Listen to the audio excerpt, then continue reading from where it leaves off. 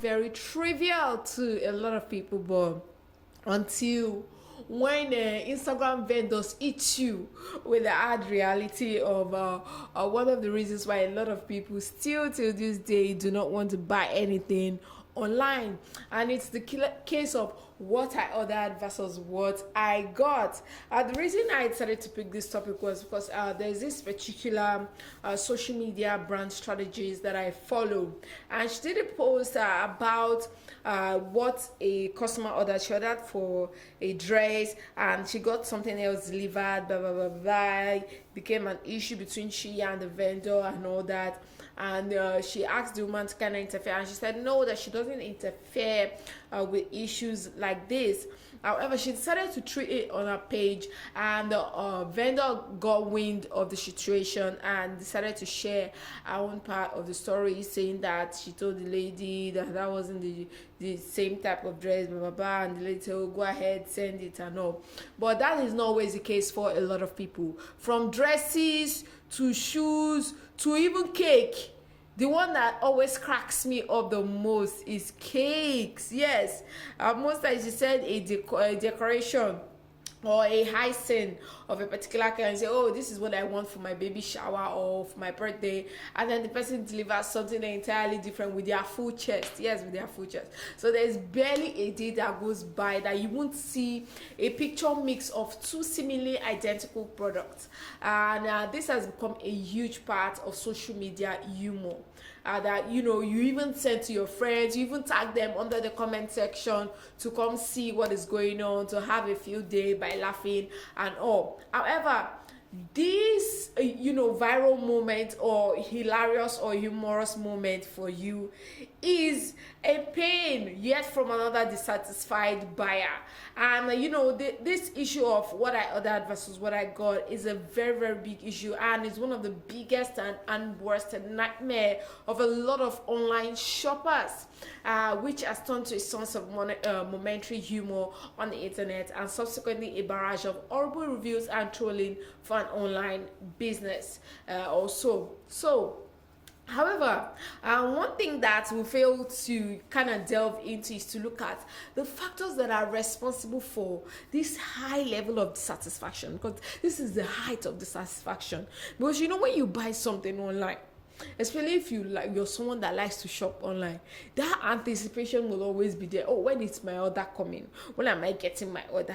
I want that shoe to be the same way I saw it on the vendor's page. And you'd be waiting. You would have already created this mental imagery of how you'd want to wear that shoe, what dress you'd like to pair it with, what jewelries, what event you'd want to wear it out to. You'd already prepare all these things in your mind, and to dampen your mood, then the vendor sends it and it is nothing close to what they posted on their page and made you order. So there are some factors responsible for this particular situation. False advertising is a huge issue when it comes to doing business in the online space. False advertising, especially with a lot of these people that buy stuffs from China and all, their supplier sends them a picture and then the actual good is something entirely different. They already have the goods, but to keep the line of false advertising going, they will still post those pictures from the advertisers. However, that's why I commend a lot of business owners who do due diligence by taking their own pictures and posting them and not misleading people, instead of posting fake pictures or edited pictures from manufacturers in an attempt to get people to buy their product or make purchases. So false advertising is a huge factor responsible for this high level of dissatisfaction. However, there are several courses online dedicated to encouraging sellers to put their best foot forward. Yes, take your own pictures. If you're a food vendor, take your own pictures of your food. Stop stealing other people's pictures. I know food vendors that do that a lot. You go on someone else's page and you steal pictures of their afang soup or their edikaikon soup, and you post it, and someone in their office or at home is already salivating, waiting for the same product to reach them, and when it gets to them, it's either there is no salt or lack of seasoning and all that. So authenticity is key to target false advertising, which is one of the huge factors responsible for this high level of dissatisfaction on the online space. However, this can oftentimes lead to an entirely advertising a false image or condition of the particular brand. This has happened to me before. I ordered for food, not cooked food though, but grocery from a particular person online, and when she delivered it, it had rat bites all over it. Like, rat has really dealt with it, and when I confronted her, she just feigned ignorance, and I'm like, okay, was there rats in the delivery man's box? Because I bought it the same day and they delivered the same date. So that is quite wrong. The next one, copy and paste internet pictures, is just the same as the first example I shared. Copy and paste. A lot of people go online to steal pictures and post. That's why most times, especially when it comes to buying fashion items or on Instagram, I like when you post pictures of it or you make videos of that particular product. Not just you post pictures from Yulong or Alibaba or AliExpress or wherever it is, or 2123 Abi Fashion, or I've forgotten that website. So even when you post their pictures, make sure you do videos of your own to show that, hey, I have this product. Let's stop the trend of copying and pasting pictures all over our page that does not reflect that true product that we have, and over editing pictures as well. Although they say doing business online, lighting is everything, lighting and angles through which you take your pictures. However, this has gone to an extent where manipulation of images to increase purchasing power has also become a problem. To influence buying behavior as well has become a problem. That is overly edited pictures of products. It's just like recently there was this comedian who was influencing for a beauty brand, and then when he took pictures, his body was glistening so much that even people in his comment section could tell that it looks nothing like that picture.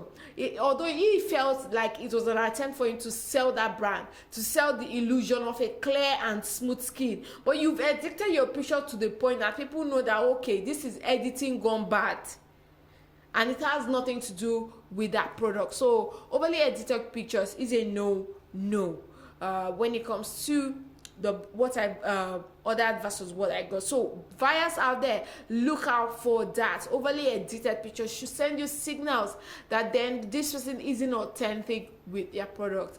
Then a dishonest sellers, there are so many of them on Instagram. Some these days now even have business accounts.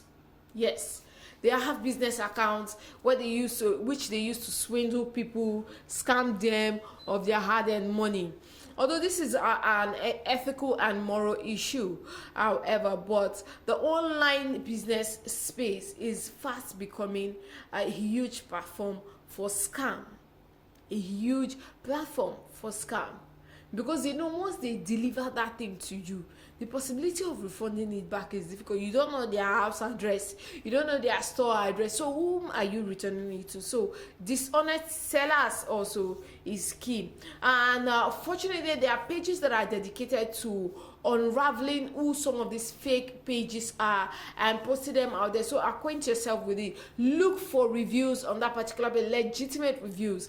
Also look out for maybe like popular people that that may be following that brand or may have patronized that brand as well before you decide to purchase things with them, to avoid the clear case of what I ordered versus what I got. Also, damage during production and logistics. However, this is usually not the fault of the manufacturer or seller, but some deliberately send out bad products or damaged products as well, to kind of get it off the shelf to still make money from it. But I tell you, this is a very, very, very distasteful and very wrong strategy if you're a vendor, because you not only lose that customer, you get a very, very terrible review and a lot of problem and headache that comes with me telling you I will never order from you and hurling insults at you.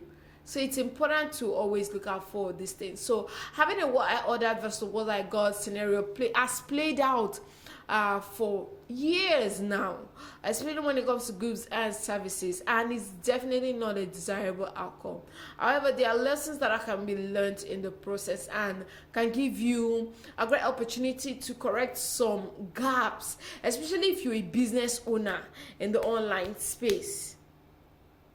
Not just buyers now, business owners as well, because people will always hold you accountable. So however, there are some steps that you can ensure that it doesn't happen again, and to ensure that it doesn't happen at all. So it's important to avoid it. Yeah, so usually most times a disgruntled customer will reach out to you as a vendor before going ahead to broadcast the failure. Yes, like when the lady sent me a product that had a rat bites all over it, the first thing I did was to contact her and say, Madam, this product you sent to me is bad. It had so marks all over it. Sorry, why would you send me something like that? So that's the first thing a customer would always do. They would not just rush to the internet and do a lengthy post dragging you or trying to bring you down. So that's the first thing they will do. So as a responsible vendor, you try everything within possible means to pacify the customer and offer reparations, which could be in form of discounts. Yes, a part-time refund or a total replacement. But I know most people would like to do total replacements, and that was what I expected from that woman that day. Instead of doing a total replacement, she just said, please, we are sorry, ma. When you cook it and it's good, said, like, why would I even prepare food that has been eaten by a rodent? Like, is there something missing somewhere? So for that, I even stopped patronizing her entirely altogether, because it shows that she lacks good customer service etiquette. Also, in the event that the customer goes ahead to release pictures and videos, we live in the internet age where everybody wants to trend. Everyone wants their videos to go viral. And however, there are people who don't joke with things like this. So in the case the customer goes ahead to post it and make it public, regardless of your attempts to resolve the situation, respond to the situation via a public statement expressing your regrets and apologies. It's important. As a business owner, you should, in fact, regrets and apologies should be in the palm of both your hands, because you always have to please your customers. And in this case, where maybe there could be a damaged product or a bad product, it's important that you apologize, detailing your efforts to repair the damage caused and get back into the customer's good graces. Like for me, I expected that woman that day was going to reach out to me after that particular day and say, oh, sorry ma'am, this and that, even though she asked me to prepare food that has been eaten by rats, which I would definitely not do. And she expected that I would do that. I expected that she would even still reach out and say, oh man, please, we're sorry, was the product still good, blah blah blah blah blah, and things like that. So it's important to avoid the clear case of what I ordered versus what I got. So I've shared some tips for both customers as well as online vendors. I know most of us might see some of these things as something that will just make you laugh. You go on your bloggers page, you see, but it's a very, very, very tough situation. And other people that have been guilty of this particular one are tailors as well. Sometimes you send picture of a celebrity, but sometimes though customers too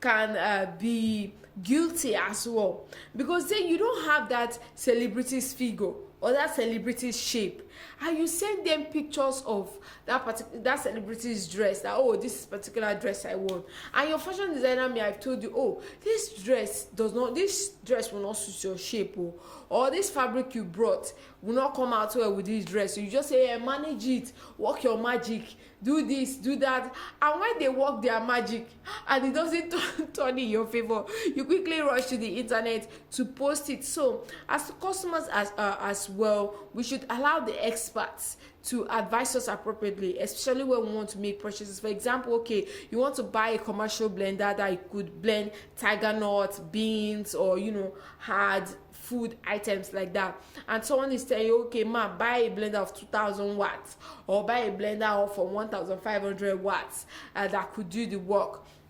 Not just any product, but recognized product, and you say no, I would rather buy this one that is not well known, that is so at least. So my friend told me that 500 watts can still do the same job, and then you go ahead and buy it, and when it breaks down, you bring it back, or you go to the internet and you tag the person as fake or selling something entirely different from what you ordered. So customers as well also play a role in this. So I hope while we're out there, we make smart and informed decisions, especially when it comes to shopping online. More to come for you on the Afternoon Business Show. It's still your number one business radio.